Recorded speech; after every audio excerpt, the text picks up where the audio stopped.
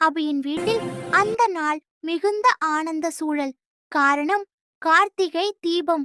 வீடு முழுவதும் எண்ணெய் விளக்குகள் வரிசையாக மினுமினுப்பாக அலங்கரிக்கப்பட்டிருந்தது. அபி தனது 2 குழந்தைகளுடன் விளக்குகளை ஒன்றன் பின் ஒன்றாக ஏற்றிக் கொண்டிருந்தாள்.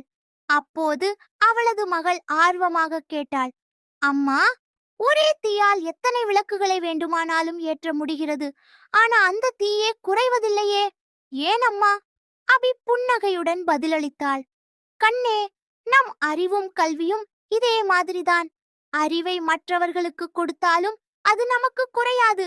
மாறாக பெற்றவரும் பிரகாசிப்பார், கொடுத்தவரும் பிரகாசிப்பார். பார், இந்த ஒரு விளக்கு தீயை இழக்காமற் தன் ஒளியால் இன்னொரு விளக்கை ஏற்றுகிறது.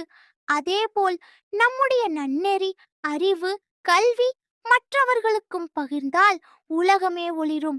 குழந்தைகள் பெருமையுடன் புன்னகைத்தார்கள். ஆமாம் அம்மா, நாங்கள் புரிந்து கொண்டோம். அறிவு நமக்காக மட்டுமில்ல, மற்றவர்களுக்கும் உதவுவதற்காக இருக்க வேண்டும். நன்றி அம்மா.